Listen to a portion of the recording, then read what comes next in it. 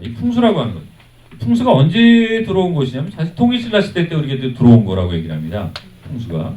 풍수가 들어왔을 때는 사실 뭐 풍수라고 하는 건 지리예요, 지리. 그러니까 땅에 대한 내용이죠. 땅에 대한 내용.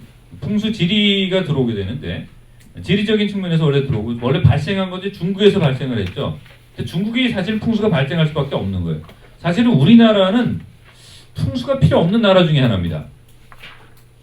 이제 풍수라고 하는 것의 가장 기본적인 내용은 뭐냐면 그 형식적으로 보게 되면은 배산임수죠. 그러니까 쉽게 얘기해서 등에다가 산을 등지고 물을 이렇게 앞에서 얻을 수 있는.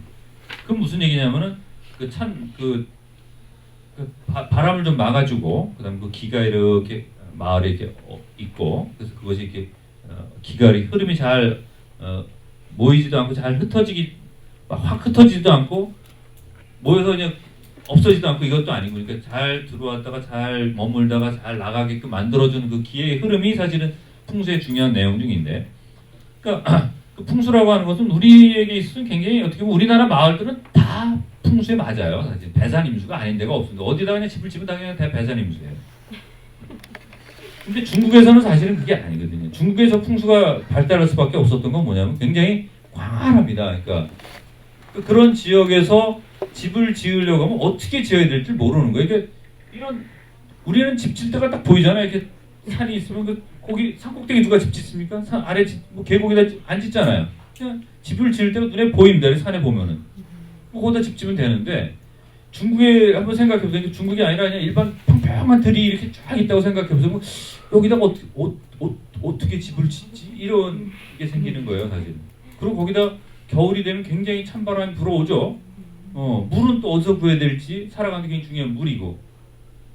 근데 우리는 사실 그렇잖아요. 그러니까 뭐 산이 있고 물은 다 흘러요. 네. 계곡이 다 있잖아요. 산이 나지막한 산들이 다 있으니까.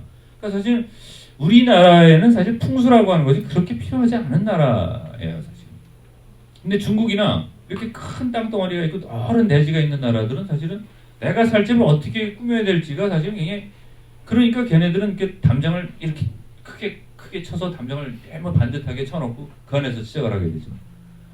그래서 중국이나 뭐 미국도 마찬가지입니다. 그래서 그러니까 사실은 이 풍수가 영어로 번역을 하면 뭐냐면 뭐 풍수라고 된 번역을 하기도 합니다만 사실은 풍수에 가까운 개념을 갖고 있는 게 뭐냐면 랜드스케이프예요. 조경이죠, 조경. 랜드스케이프. 그러니까 땅의 형상이죠. 그러니까 랜드스케이프라고 하는 건 이제 땅의 형상에 대한 그 조경이 우리가 이제 번역을 할 땐 조경학이라고 번역을 합니다만은 그 땅의 형상을 보는 게 사실 랜드스케이프입니다. 그러니까 땅이 어떻게 생겼는지 보고선 거기다가 나무를 무슨 나무를 심고 뭐 그다음에 그 잔디를 어떻게 심고 그다음에 담장을 어떻게 하고 그다음에 꽃을 어떻게 하고 사계절 어떻게 만들어 나갈까 이거를 하는 것이 사실 랜드스케이프예요. 서양에서의 랜드스케이프입니다.